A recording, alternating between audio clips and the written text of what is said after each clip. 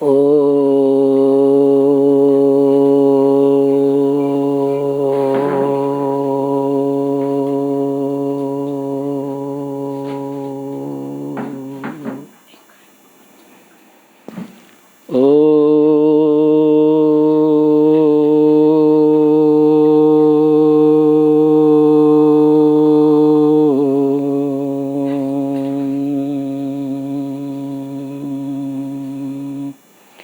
नमो भगवते वासुदेवाय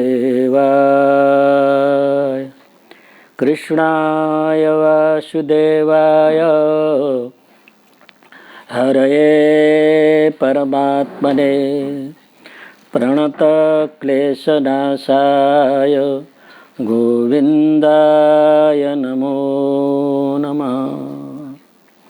येष्यानुभावमखिलश्रुतिसारमेकम् अध्यात्मदीपमतितितिर्शतां तमोन्धम् संसारिणं करुणयाः पुराणगुह्यं तं व्याससूनुमुपयामि गुरुं मुनीनां। नारायणं नमस्कृत्य नरं चैव नरोत्तमं देवीं सरस्वतीं व्यासं ततो जयमुदीरये। व्यासं वसिष्ठनप्तारं शक्तिपुत्रम् अकल्मषं पराशरात्मकं वन्दे शुकतातं तपोनिधिम्। ॐ नमो भगवते वासुदेवाय।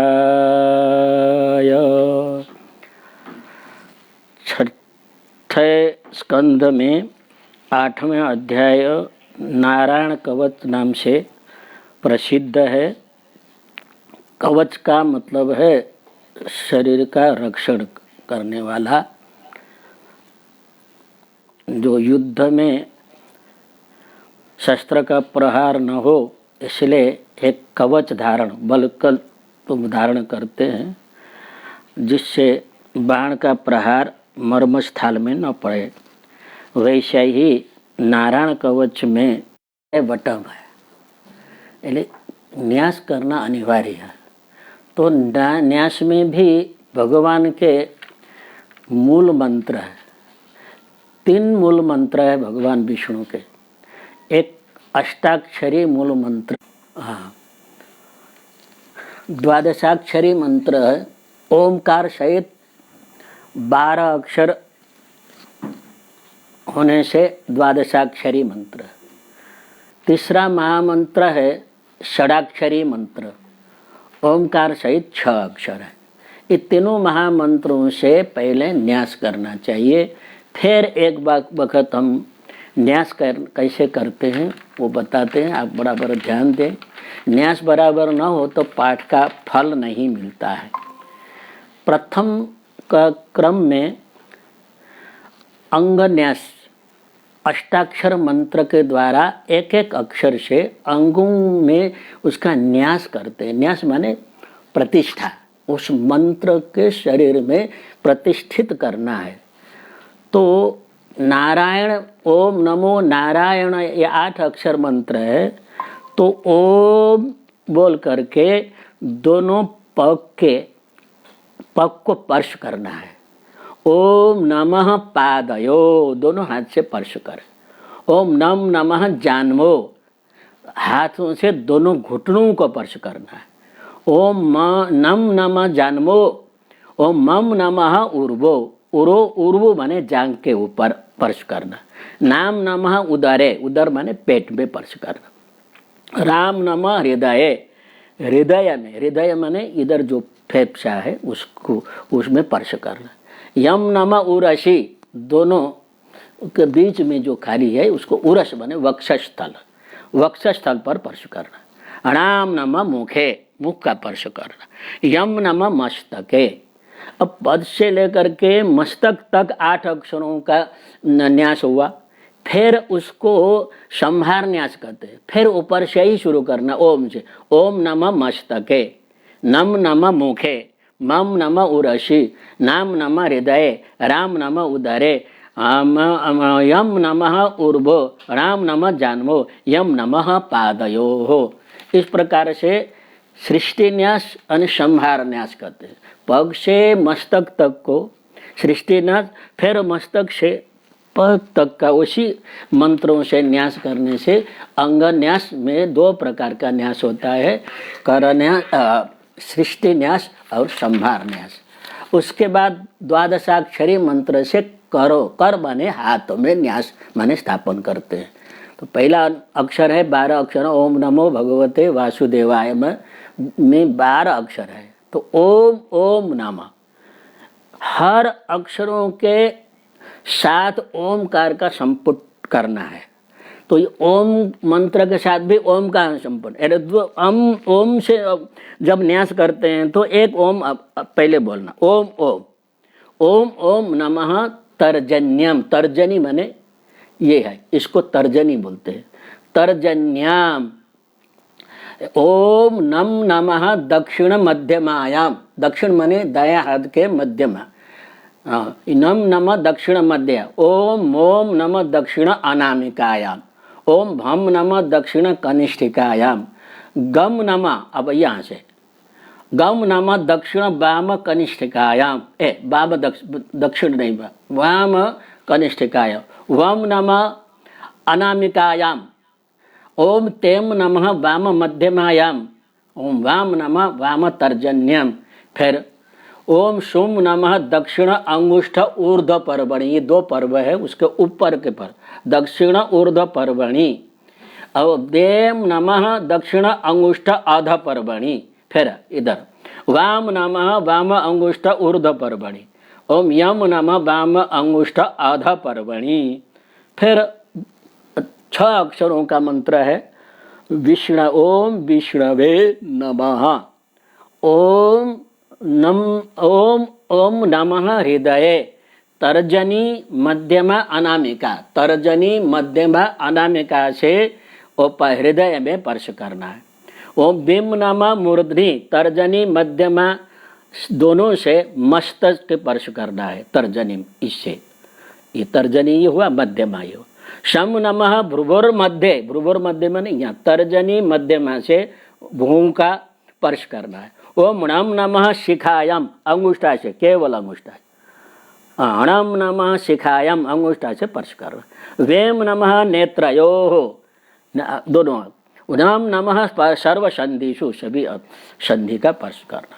अब एक दूसरा एक अस्त्र विद्या है, विष्णु अस्त्र विद्या महा है। ओम महा अस्त्राय फट, ऐसा महा अस्त्राय फट। इस मंत्र से दिशाओं को न्यास करना है। ओम महा अस्त्राय प्रच प्राच्याम, पूर्व दिशा की तरफ। महा अस्त्राय फट आग्नेयाम। आग्नेय मने पूर्व और दक्षिण के बीच का।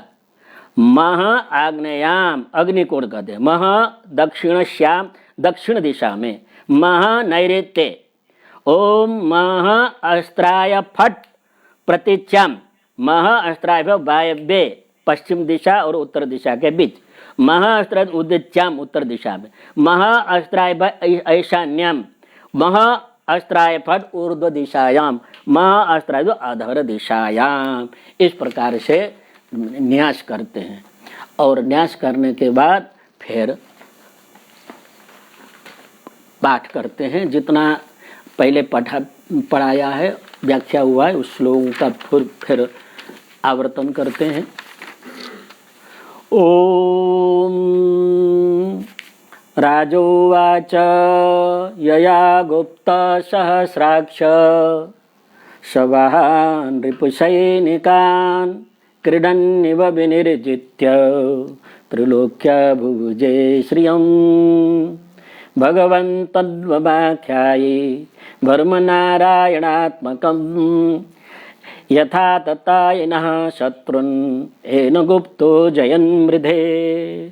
श्रीशुक उवाच वृत्तः पुरोहितत्वाष्ट्रो महेन्द्रायानुपृच्छते नारायणाख्यं वर्मः तदिहैकमनाः शृणु।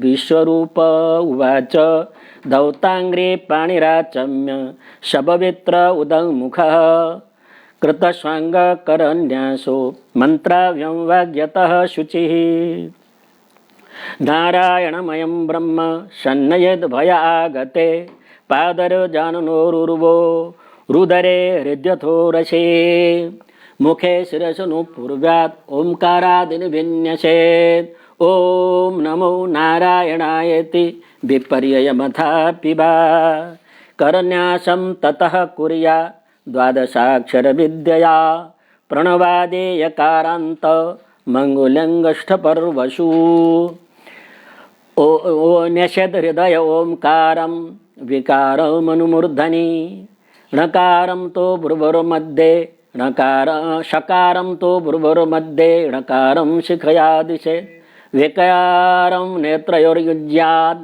नकारं सर्वसन्धिषु मकार मंत्रमुद्दिश्य मंत्रमूर्तिर्भवेत् बुधः सविसर्गं फलं तत् सर्वदिक्षु विनिर्देशेत् ओम विष्णवे नमः इति आत्मानं परमं ध्यायेत् देयं षट्शक्तिभिर्युतं विद्या तेज तपो मूर्ति मिमं मंत्रमुदाहरेत्। जो कवच मंत्र है, विद्या विष्णु विद्या है,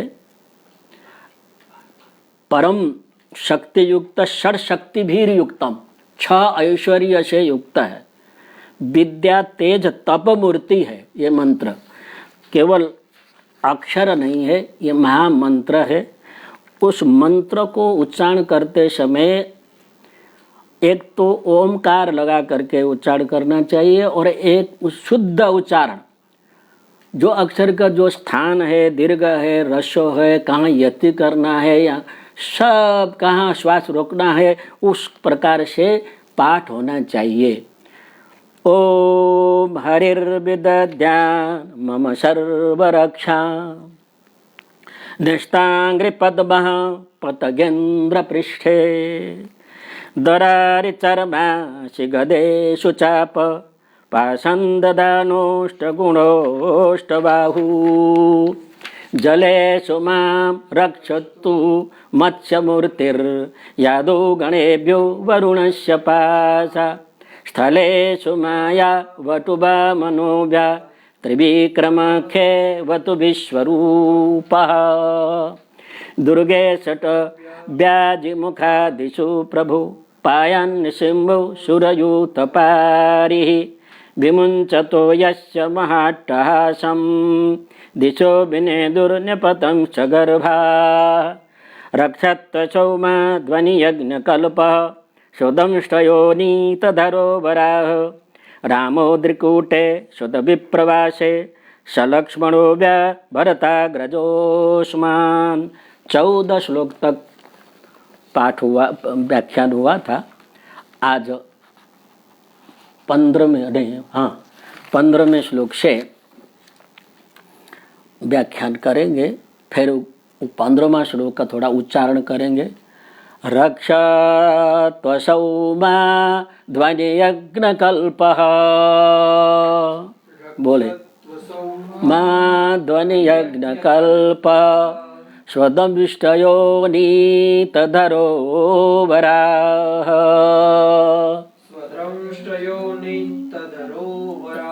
नी दीर्घ है ना, तो नीतधरो वराह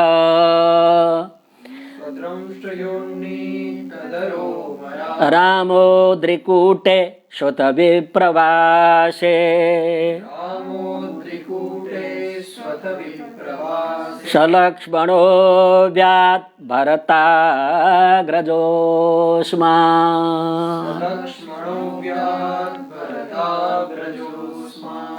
पद विच्छेद देखो, रक्षतु असौ मा अध्वनि यज्ञकल्पः स्वदंष्टयोत् उन्नीतधरः वराह रामः अद्रिकुटेषु अथ विप्रवासे सलक्ष्मणः अव्यात् भरत अग्रजः अस्मान्। स्वदंष्टया, उन्नीत में दंष्टया तृतीया विभक्ति करने, दंष्टा शब्द है ना, तृतीया एक वचन में क्या होता है? शो दंष्टया, दंष्ट माने दाढ़, दांत। शो दंष्टया, स्व माने अपनी, दंष्टया माने दाढ़ से, उन्नीत धरोह, उन्नीता धरा एन स उन्नीत धरः, बहुरी समास है।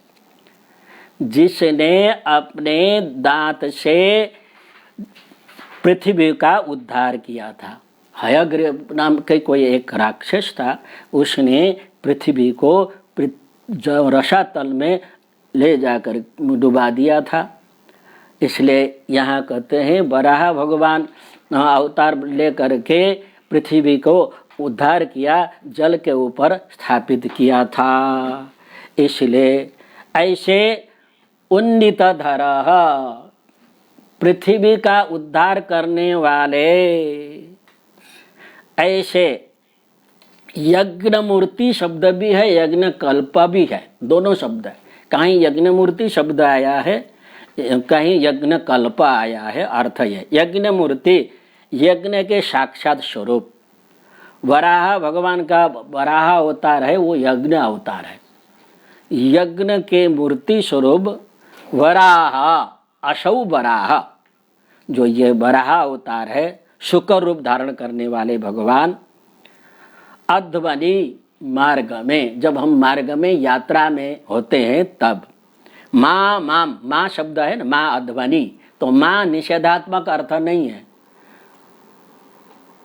अस्मत् शब्द के द्वितीया विभक्ति में माँ माम दो रूप होते हैं। तो यहाँ माँ शब्द का अर्थ क्या लेना? माम, मुझको। माँ माने मुझको, अध्वनि मार्ग में, जब भी मैं यात्रा में हूँ, प्रवास में हूँ, तब रक्षतु रक्षा करे। वराह भगवान यज्ञ स्वरूप है, ऐसा उपनिषद में भी बताया है। क्योंकि वराह भगवान विष्णु का अवतार है। यज्ञो वै विष्णु हूँ, यज्ञ स्वरूप विष्णु का स्वरूप होता है। यही यज्ञ स्वरूप विष्णु ने वराह अवतार धारण करके पृथ्वी का उद्धार किया था।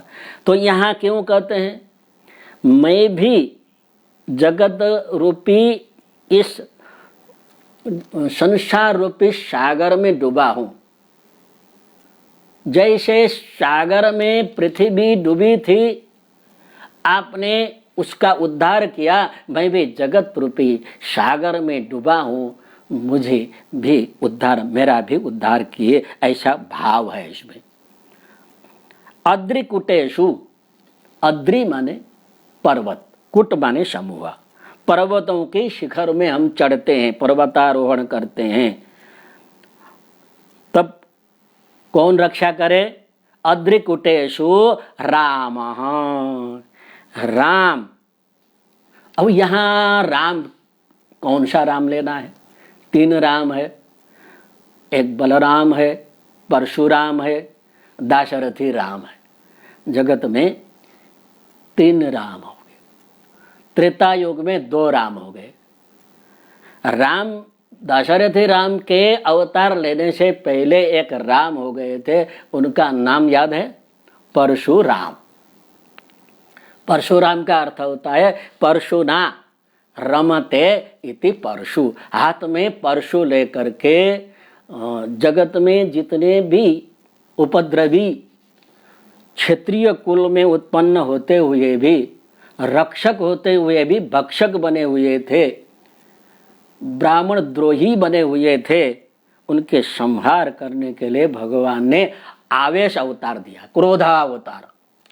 भगवान ने क्रोध का अवतार धारण किया, जिनका नाम था परशुराम। वही परशुराम अद्रिकुटेषु, पर्वतों में, क्योंकि परशुराम वन वन में घूमते रहते, तो इसलिए वन वन में घूमने वाले जो परशुराम है, हाथ में परशु लेकर के घूमने वाले जो परशुराम है, वो अद्रिकुटेषु, पर्वतों के शिखरों में, हाँ, अव्यात, हाँ, रक्षा कर, रक्षतु शब्द अन्वय करना, रक्षतु रक्षा करें। ठीक है, अद्रिकुटेषु पर्वतों के। अब यहाँ अथः दूसरा भी है, दूसरा भी एक राम है, भरत अग्रज, लिखा है ना, भरत अग्रज राम।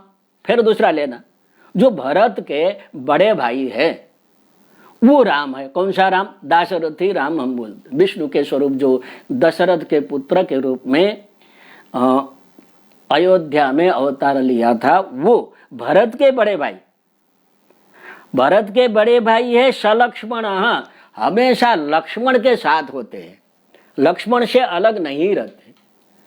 शेष अवतार भगवान लक्ष्मण है, उनके साथ सदा सर्वदा भगवान राम विष्णु रहते हैं। जब कृष्ण अवतार लिया तो वही शेष अवतार जो राम अवतार में लक्ष्मण बने थे बलराम के रूप। राम के समय में छोटे भाई बनकर के शेषावतार ने अवतार लिया था, इसलिए राम के आज्ञा में चलना पड़ा। अपने स्वतंत्र सेवा नहीं कर पा रहे थे, तो अंत संकल्प था कि मैं बड़ा हो जाऊं तो भगवान के बड़े भाई बन के सेवा करने की इच्छा हो।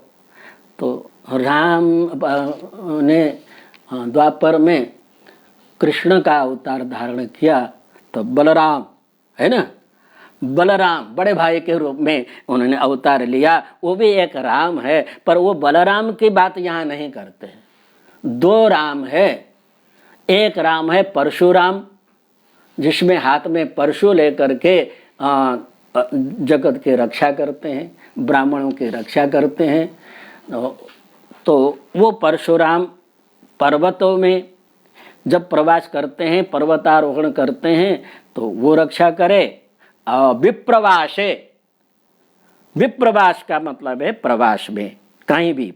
विप्रवास का अर्थ ये भी होता है प्रदेशों में, विप्र माने दूर प्रदेशों में। जैसे कनाडा आदि जाते हैं, हवाई जहाज में उड़ करके बहुत जाते रहते हैं, तो ऐसे हवाई जहाज आदि का भी एक्सीडेंट न हो, गिरे नहीं। समुद्र में भी पार होते हैं, तो वहाँ पे समुद्र में वो नौका डूबे नहीं। तो इस प्रकार दूर प्रदेश में जाने, विप्रवासे का मतलब दूर प्रवास करते हैं। तब भरत के बड़े भाई, भरतस्य अग्रज भरताग्रज, भरत के बड़े भाई जो राम है वो लक्ष्मण स लक्ष्मण, लक्ष्मणेन सहित स लक्ष्मण, लक्ष्मण के साथ होते हैं। वो अस्मान अव्यात, अस्मान माने हम सबको, अव्यात का अर्थ होता है रक्षा करे। ठीक है। मार्ग में जब अध्वनि माने मार्ग में यज्ञ स्वरूप वराह भगवान हमको रक्षा करे। जो यज्ञ स्वरूप भगवान हाथ माने दांत में पृथ्वी को उद्धार किया था, वो हमारे भी रक्षा करे।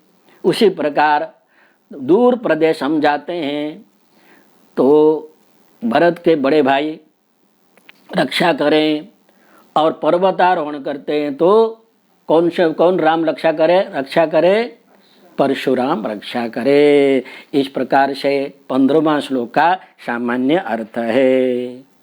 यहाँ परशुराम दिया है, मैंने दाशरथी राम का दिया है, बलराम की बात नहीं की है, क्योंकि राम के साथ का यह वर्णन है। और दूसरा ये भी है, बलराम अभी बलराम का अवतार नहीं है ये इस प्रसंग में, इसलिए बलराम की बात यहाँ नहीं लेना है, लिया नहीं। दूसरी बात है कि बलराम का नाम क्यों नहीं लिया? कहते हैं विष्णु के सेवा में सतत अभी वैकुंठ धाम में बैठे हैं, तो यहाँ रक्षा करो करके प्रार्थना करे तो भगवान विष्णु की सेवा छोड़ करके उनको आना पड़ेगा, इसलिए विघ्न हो जाएगा सेवा में। इसलिए लक्ष्मण और बलराम को हमने नहीं बुलाया। अभी जब द्वापर युग में आएंगे, पृथ्वी तल में आएंगे, तब उनसे प्रार्थना करेंगे हम रक्षा कर।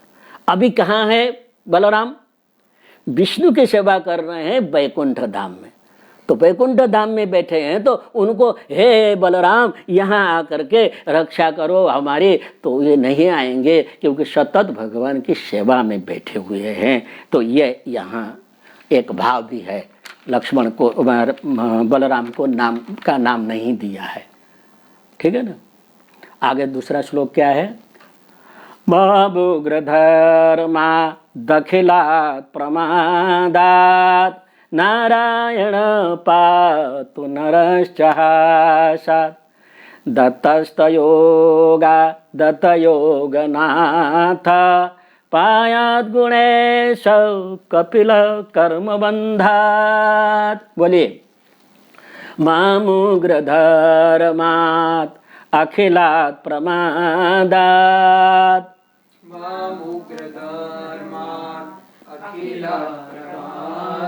नारायणः पातु नरश्चहासात्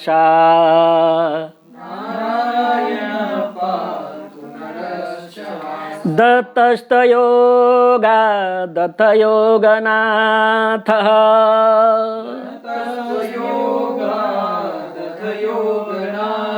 पायात् गुणेश कपिलः कर्मबन्धा।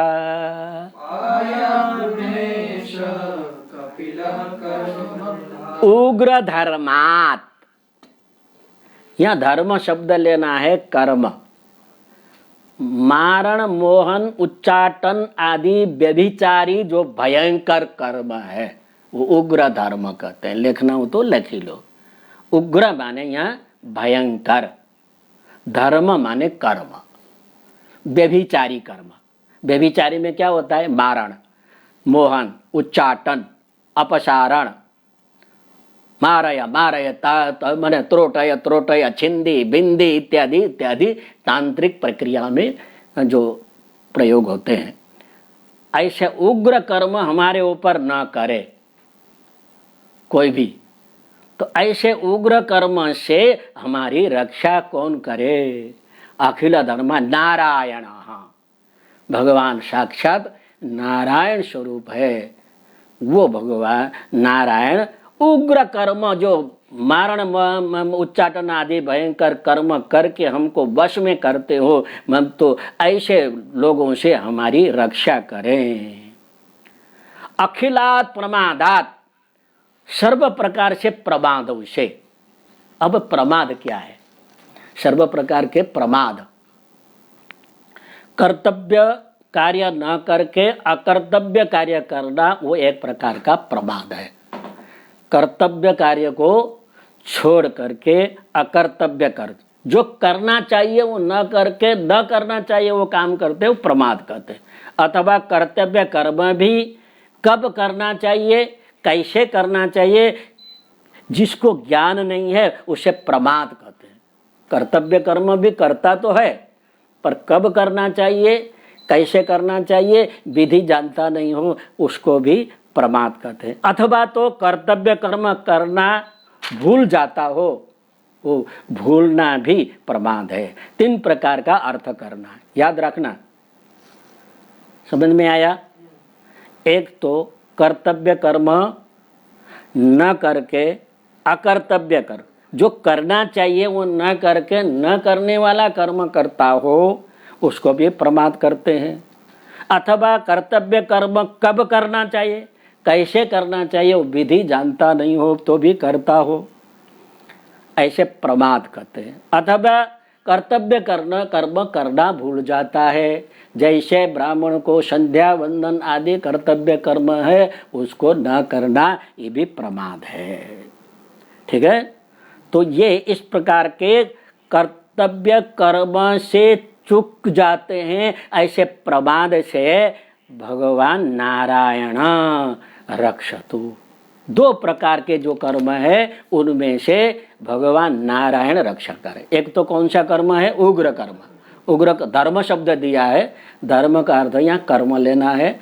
मारण मोहन उच्चाटन आदि भयंकर व्यभिचारी कर्म कोई करता हो अपने तरफ, अब तो भगवान नारायण जो हृदय में विराजमान रहते हैं वो हमारी रक्षा करे।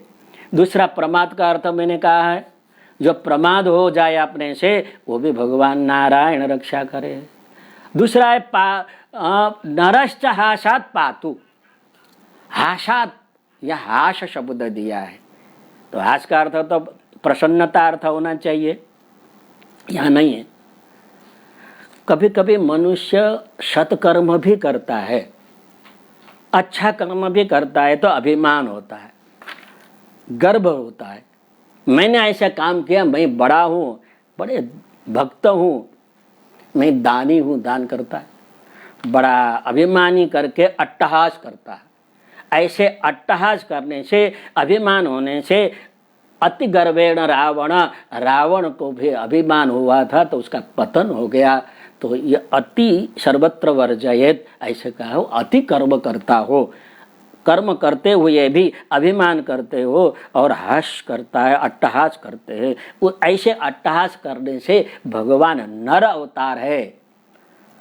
नर अवतार सत्य युग में माता मूर्ति के गर्भ से नर नारायण का अवतार हुआ 2 रूप में, और बद्रीनाथ में आके तपस्या करने लगे।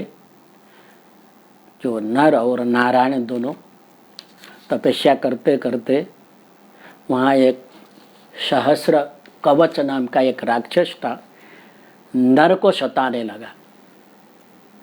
नर को सताता था तो एक दिन छोटे थे नर, माँ करके पुकारने लगे। स्वर्ग में थे माता, माता और पिता, स्वर्ग में वसु पिता है और माता मूर्ति नाम से जो माता थी, माता ने सुन लिया तो दौड़ पड़ी। बद्रीनाथ में जाओगे तो माता मूर्ति का रूप है, माना गांव में माता मूर्ति के अभी भी वहाँ मंदिर है। तो पीछे पीछे वसु भी दौड़े, कहाँ जा रही हो, कहाँ जा रहे हो। तो वो माता मूर्ति जो है माना गांव से पहाड़ में एक धारा के रूप में, पर्वत से नीचे जल का धारा के रूप में वसुधारा कहते हैं। नारायण ने कहा, नहीं माँ, हम लोग यहाँ तपस्या कर रहे हैं, माता पिता के आने से हमारी तपस्या दूर हो जाएगी, नाश हो जाएगी, तो मैंने तपस्या भंग न हो, और मैं नर के रक्षा करने के लिए मैं हूँ, आप चिंता मत करो, आप वहीं बैठे। तो जब नर नारायण पर्वत में तपस्या कर रहे थे और उस नर ने सहस्र कवच के साथ युद्ध करने लगा। युद्ध करते करते करते करते, सहस्र कवच का अर्थ होता है 1000 कवच धारण करने वाला राक्षस था। नर ने प्रतिज्ञा की थी, मैं इसको मार डालूंगा। भगवान ने सहयोग किया और एक कवच बाकी रहे, मैंने सब कवच तोड़ दिया। एक कवच बाकी रहने से उस शरण में आ गया, नर के शरण में, रक्षा करो। अब नर ने विचार किया, ये मैंने प्रतिज्ञा की, वो रक्षण करने मेरे चरण में आकर के रक्षण मांग रहा है, वो क्या करे। भगवान से प्रार्थना की नर ने, अब मैं क्या करूं, मैंने प्रतिज्ञा की थी और मारने के लिए वो शरण में आया, शरणागत का मारना भी नहीं चाहिए। तो भगवान ने, कोई बात नहीं, इसी बहाने से दूसरा अवतार लेने का मौका मिलेगा। इसलिए वही सहस्र कवच है, कर्ण के रूप में कवच कुंडल के साथ जन्म लिया, कुंती के गर्भ से, सूर्य के अंश से कवच के साथ लिया था। और भगवान नर ने अर्जुन का रूप धारण किया और नारायण ने कृष्ण के रूप धारण किया, और कृष्ण के अवतार में उस सहस्र कवच के धारण करने वाला जो राक्षस था, अभी ये अवतार में वो क्या हुआ था, कर्ण था। तो भगवान अर्जुन ने वो कर्ण का वध किया। तो ये नर है, वो नर ऐसे अभिमान से, गर्व से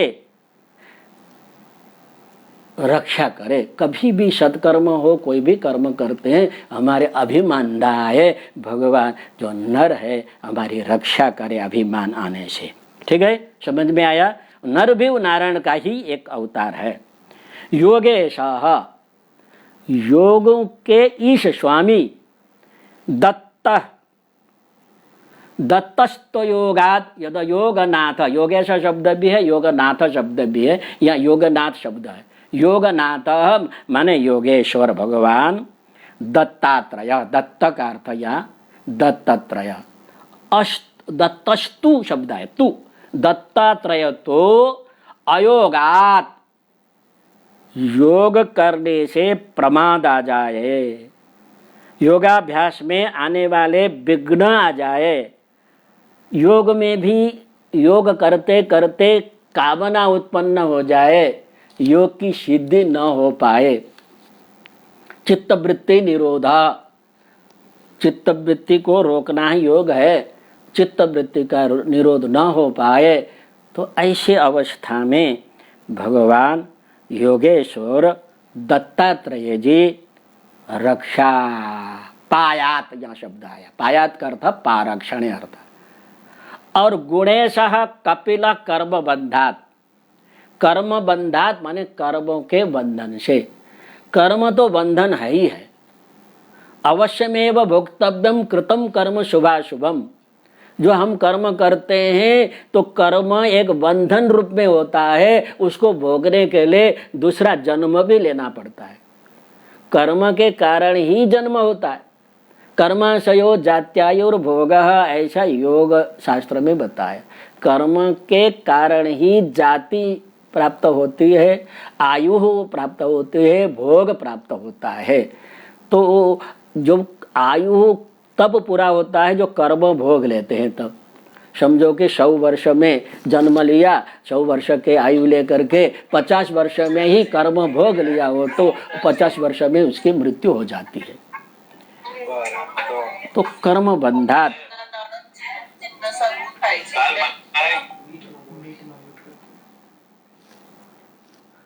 कर्म के बंधन से माने रक्षा करे, कौन करे,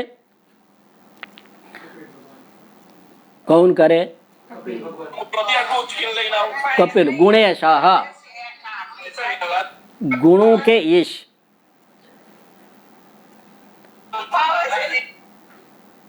यह गुणों के इसका अर्थ होता है कपिल मुनि जो सांख्य योग के शास्त्री है, विद्वान है, प्रवक्ता है, भगवान का अवतार है, अपने माता देवहूति को सांख्य शास्त्र का उपदेश दिया था। सांख्य माने जो 24 तत्व है, 24 तत्वों का 25वां तत्व आत्म तत्व है, उसके उपदेश दिया था। तो इसलिए योगेश कहते हैं। दूसरा भी है जो सिद्धियां हैं, अष्ट सिद्धियां हैं, उनके ईश है, इसलिए गीता में कहा गया है सिद्धानम कपिलो मुनि, सिद्धों में कपिल मुनि है। तो ये सिद्धों में जो कपिल मुनि जी है, वो कपिल मुनि जी कर्म बंधन से मुक्त कराए। हम कर्म करते रहे पर कर्म बंधन में न पड़े, कर्म की ग्रंथि को काटने का काम कौन करे? कपिल देव जी। जब तक हम सांख्य शास्त्र का ज्ञान प्राप्त नहीं करते हैं, जब तक आत्मज्ञान प्राप्त नहीं करते हैं, कर्म बंधन छूटता नहीं है।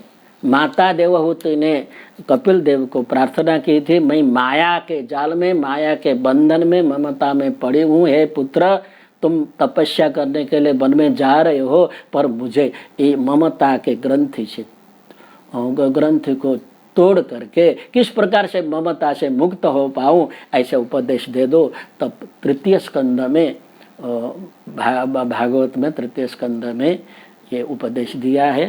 तो कपिल मुनि जी उनको छोड़ करके, माता देवहूति को छोड़ करके वन में तपस्या करने गए। पिता पुत्र के वियोग में आँख में से आंसू आ गई थी। वो सिद्धपुर में अभी सिद्ध सरोवर है, बिंदु सरोवर कहते हैं। आँख में से बिंदु बूंद पड़े थे, इसलिए सरोवर बना हुआ था। तो ऐसे कहते हैं कपिल मुनि ने आशीर्वाद दिया था, वरदान दिया था, हे माँ मेरे वियोग में आप आँख में आंसू पड़ रही हो, ये सरोवर बनेगा, यहाँ आकर के श्राद्ध करने वाले जो मातृ श्राद्ध करते हैं वो उनके माता की मुक्ति हो जाती है। तो आज भी सारे भारतवर्ष से लोग आकर के बिंदु सरोवर में सिद्धपुर में आकर के मातृ श्राद्ध करते हैं। और शास्त्र में बताया है या मातृ श्राद्ध करने से माता की मुक्ति हो जाती है। तो ये माता को सांख्य शास्त्र का उपदेश देने वाले जो कपिल मुनि है, जिसको हम गुणेश कहते हैं, षड्गुण के षड ऐश्वर्य के मालिक है, स्वामी है, वो भगवान साक्षात कपिल अवतार है। तो वो हम उसमें कर्म बंधन से हमको रक्षा करे। ऐसा कर्म हम न करें जिससे हमारा कर्म बंधन पर। अभी शास्त्र में लिखा है,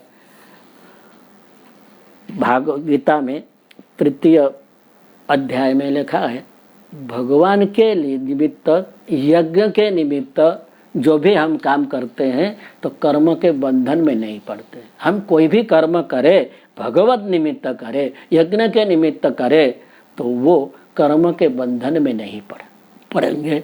तो हमारा जो भी कर्म हो, यज्ञ निमित्त हो, भगवत निमित्त हो, जो भी करे, भगवान के प्रसन्नता के लिए हम काम कर रहे हैं, सेवा कर रहे हैं, ऐसे भावना से कर्म करने की हमारे अंदर एक भावना, एक श्रद्धा उत्पन्न हो जाए। स्वार्थ के लिए काम करे ऐसी भावना कभी भी उत्पन्न ना करे, ऐसे कपिल मुनि से हम प्रार्थना करते हैं।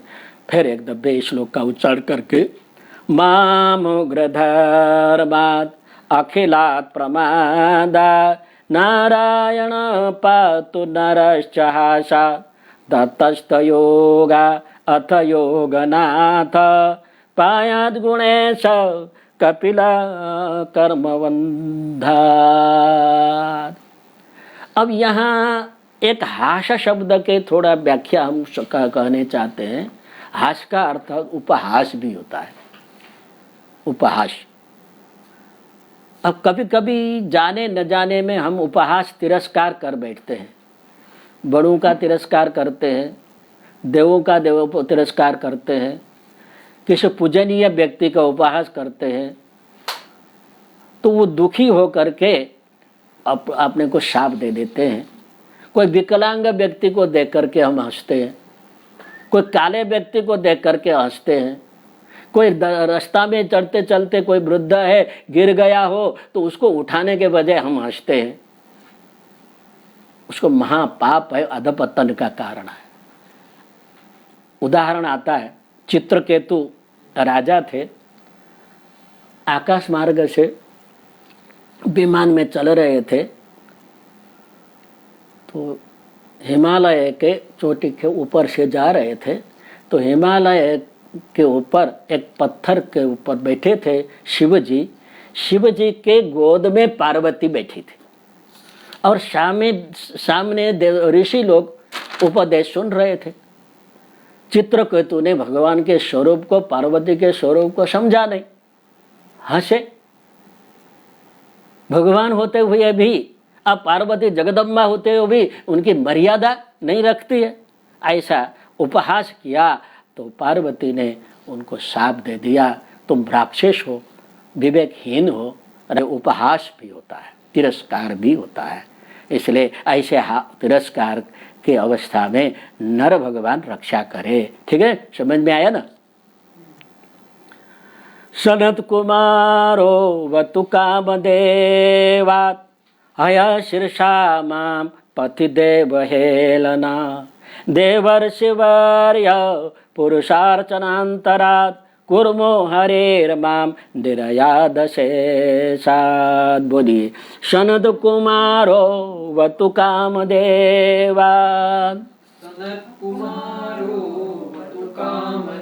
हय शीर्षा माम पतिदेव हेलना देवर्षिवर्य पुरुषार्चनान्तरा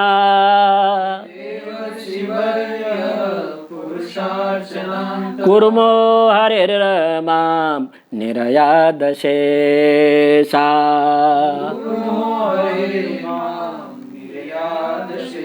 सनत कुमार, सनत कुमार भगवान। सनत कुमार कौन है? ब्रह्मा जी के मानसिक सृष्टि में 4 पुत्र हो गए, सनक, सनंदन, सनातन, सनत कुमार, 4 पुत्र हो गए। सनत कुमार ये भगवान के चरित्र अवतार है, चारित्रिक अवतार, चरित्र का रक्षण करने वाले ये सनत कुमार है। वो सनत कुमार कामदेवात अवतु, कामदेव से रक्षा करे। काम के देव है, काम को देव को वश में करना किसी का वश में नहीं है। बड़े बड़े ऋषि तपस्वी भी काम के वश में हो गए और उनका पतन हो गया है। काम के इच्छा से इंद्रिय परवश हो जाते हैं, इंद्रिया अपने वश में नहीं रहती है। ऐसी स्थिति में काम के वेग को सनत कुमार ही रक्षा कर सकते हैं। जो चरित्रवान होता है वही रक्षा करता है, चरित्रहीन होता है काम को वश में नहीं कर सकता है। तो चरित्रवान होना चाहिए, तब काम के वेग को रक्षा कर सकता है। ऐसे चरित्रवान सनत कुमार जी है, वो अवतु कामदेव के वेग से, कामेच्छा से हमारी इंद्रियों की रक्षा करे। यहाँ सनक सनत कुमार सुनंदन शन शन शन शन शब्द दिया है। क्या है अर्थ शन का अर्थ? तो कई टीका में मिला है, शन माने तपस्या। तपस्या जब ब्रह्मा जी ने सृष्टि की 4 पुत्रों का, तो कहा तुम अब प्रजापति बनो, शादी करो, जगत की सृष्टि करो, तो नहीं माने। पिता के आज्ञा न पालन करने से ब्रह्मा जी ने शाप दे दिया, बच्चे जैसे हो तो उसकी बुद्धि भी तुम्हारे परिपक्व नहीं है, तुम सदा सर्वदा 5 वर्ष जैसे के बालक बन जाओ। 4 पुत्र ने पिताजी के चरण में पड़ गया, आपने शाप नहीं दिया, आपने तो वरदान दिया। तो कैसे? 5 वर्ष के बच्चों के तो कोई काम वेग होता ही नहीं, कामना उत्पन्न नहीं होते, इच्छा नहीं होते। दूसरी बात के 5 वर्ष के बच्चों के लिए लंगोटी की भी जरूरत नहीं पड़ेगी, वस्त्र की भी जरूरत नहीं पड़ेगी, कोई लोक मर्यादा लोक व्यवहार पालन करने की जरूरत नहीं पड़ेगी। आपने वरदान दिया, आपने शाप नहीं दिया। प्रणाम करके वो निकल गए। घूमते घूमते घूमते एक दिन इच्छा हुई कि भगवान श्री हरि का दर्शन करूं। वैकुंठ धाम पहुंचे, दरवाजा में पहुंचे, अंदर प्रवेश करने के लिए प्रयत्न कर रहे थे। नंगे बच्चे को देख करके जय विजय नाम के जो चौकीदार थे, रक्षक थे, उन्होंने रोक लिया और उनको शाप दिया, तुम राक्षस बन जाओ, तुमको विवेक नहीं है किसके साथ कैसे व्यवहार करना चाहिए। तो वही सनत कुमार आदि ने शाप दे दिया। तो जय विजय हिरण्यकश्यप हिरण्यक्ष बन गए, दूसरे अवतार में रावण और कुंभकर्ण बन गए, शिशुपाल दंतवक्त्र बन गए। इस प्रकार फिर भगवान ने कहा ये तो हमारे रक्षा करने सेवक है, भगवान के सेवक का अधपतन हो जाए ये भी मेरे लिए एक लांछन है। तो भगवान ने कहा कोई बात नहीं, ब्राह्मण का शाप है वो तो स्वीकार करना ही चाहिए। पर जय विजय को कहा तुम ब्राह्मण के शाप को स्वीकार करते हुए तुम जाओ, अवतार लो, मैं तुम्हारी रक्षा करूंगा। हिरण्यकश्यप आदि का जो है रक्षा करने के लिए स्वयं नरसिंह भगवान आ गए, राम अवतार लेकर के कुंभकर्ण और उसका रक्षण किया और रावण का उद्धार किया। फिर तीसरे जन्म में दंत्र भक्त शिशुपाल और भगवान ने 3 जन्म में उनका उद्धार किया है। वही सनत कुमार आदि है तपस्वी। तो वही उसमें से जो छोटे हैं सनत कुमार है, ऐसे छोटे तो नहीं कहा जाता है, युगल होते हैं तो छोटा बड़ा केवल व्यवहार में होता है। युगल होते हैं ना, तो उनका जन्म होता है, बड़ा कौन है छोटा कौन है कहा नहीं जा सकता है। ऐसे व्यवहार में ऐसा है कि जन्म पहले ले लिया है, माता के गर्भ में से पहले 2 सेकंड के 1 सेकंड 5 मिनट पहले मैंने जन्म लिया, उसको बड़े भाई कहते हैं। और बाद में एक छोटा भाई। तो पर भगवान के हृदय में से एक साथ प्रकट हो गए थे, तो इसलिए छोटे बड़े नहीं है, समान है, छोटा भाई पर चौथे नंबर के है सनत कुमार, जो चरित्र के अवतार है, चरित्रवान है।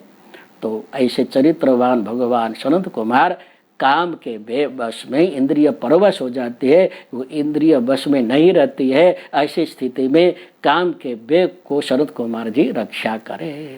ठीक है, समझ में आया सनत कुमार की बात। अब आया हाया शीर्षा। हाया माने घोड़ा का, शीर्ष माने मस्तक। घोड़ा के मस्तक जैसे लेकर के भगवान ने अवतार लिया, हयग्रीव अवतार। हयग्रीव अवतार लिया तो वो क्या करे, पथि देव हेलनाथ माम रक्षतु। पथि माने मार्ग में, देव हेलनाथ देवता का अपमान हो गया हो। मार्ग में हम जा रहे हैं, कोई मंदिर आता है, गाड़ी में जा रहे हैं कि पैदल जा रहे हैं, कोई किसी में जाते हैं अथवा रेलगाड़ी में जाते हैं, विमान में भी जाते हैं, तो सामने मंदिर आता हो, कम से कम वहीं बैठ करके उधर प्रणाम तो करना चाहिए। पैदल जा रहे हैं तो जा करके दर्शन करे और मंदिर का परिक्रम करके निकलना चाहिए।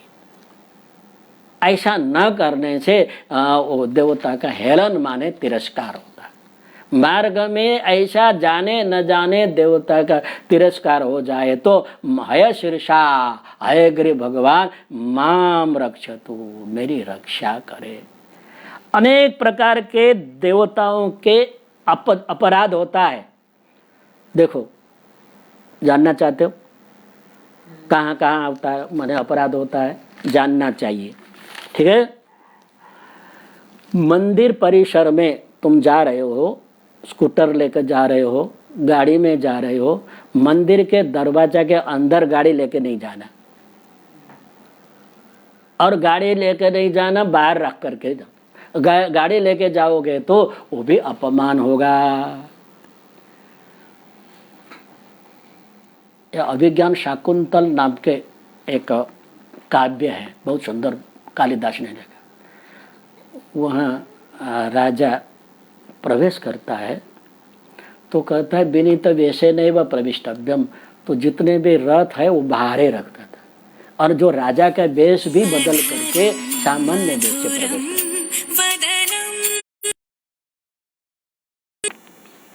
ठीक है, तो सामान्य वेश धारण करके विनम्र भाव से जाना चाहिए, नहीं तो अपमान होता है। जूता पहन कर भी अंदर नहीं जाना चाहिए। मंदिर के परिसर में भी जूता नहीं, मंदिर के अंदर तो नहीं। और कोई उत्सव हो नहीं किया हो, जन्माष्टमी है, जन्माष्टमी उत्सव, मंदिर तो है, जन्माष्टमी उत्सव नहीं मनाओ, रामनवमी उत्सव नहीं मनाया हो। ठीक है ना। और मंदिर में रह करके देवता की सेवा नहीं किया हो। मंदिर में जाओ ना, प्रातः काल जाओ, सायंकाल दर्शन करने जाओ, वहाँ एक सेवा करना अवश्य। जाते जाते मंदिर के दरवाजा के सामने कोई झाड़ू रखी हुई हो, वो झाड़ू को ले लेना।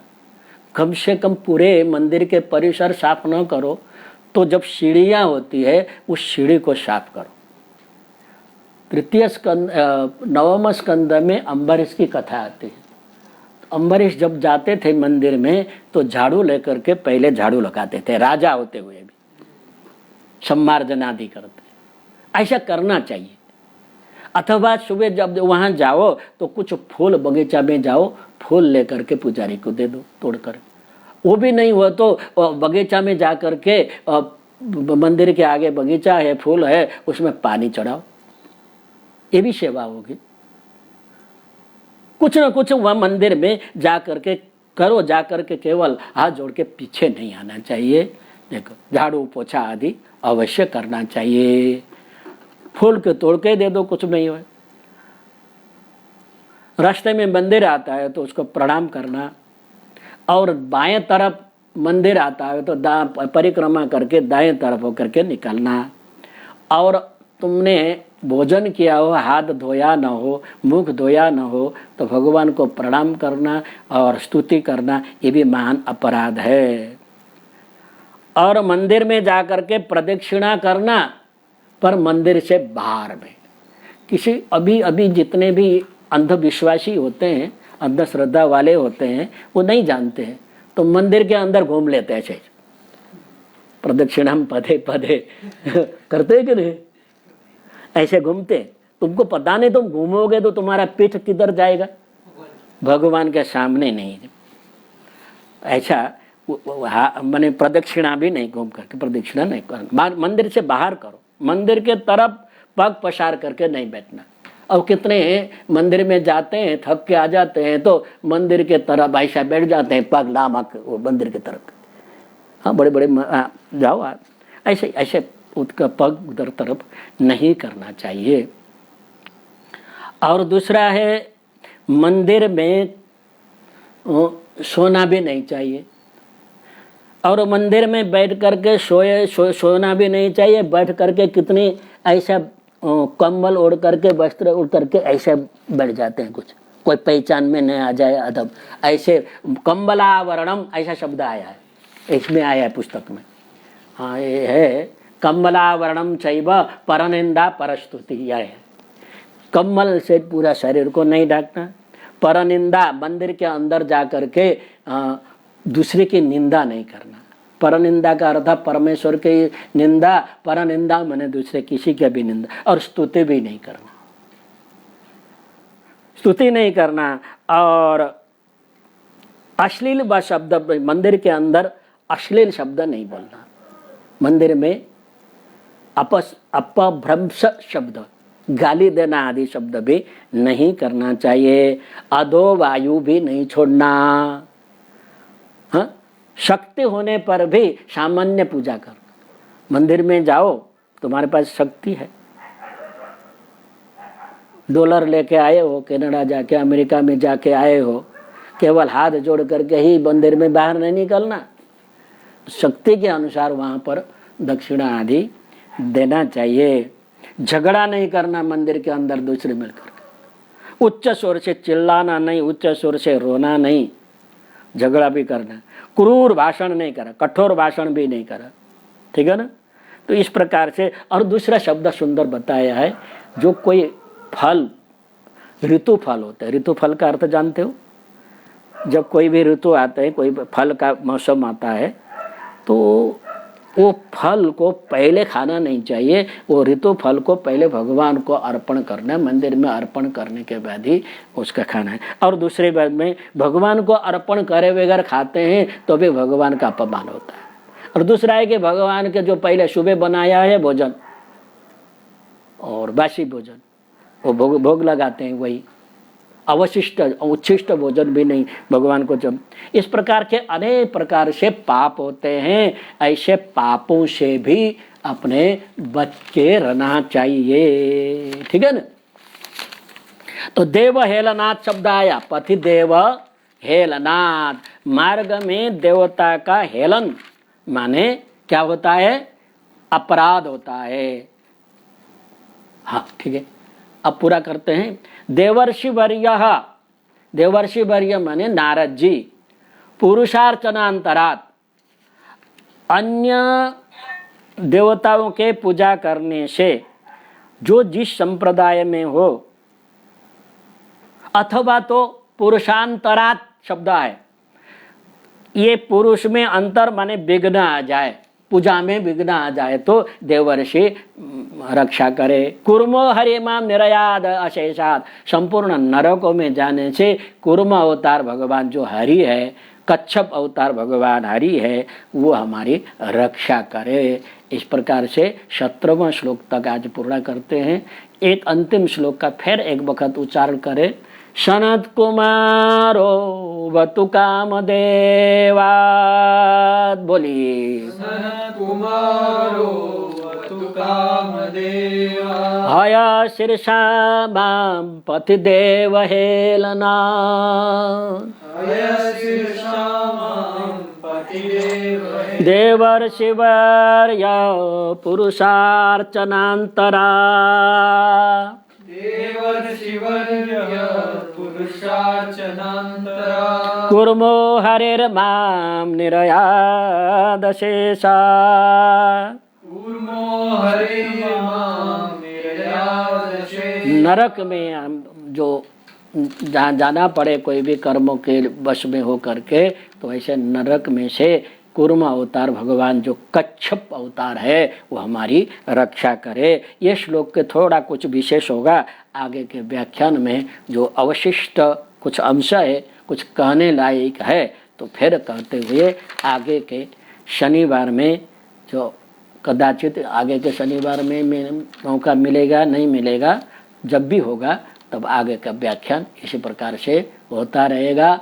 आप इस व्याख्यान में आपको अच्छा लगे तो जुड़े रहे, ऐसी प्रार्थना है। इसी प्रार्थना के साथ आज हम यहीं विराम लेते हैं। ओम पूर्णमदः पूर्णमिदं पूर्णात् पूर्णमुदच्यते पूर्णस्य पूर्णमादाय पूर्णमेवावशिष्यते।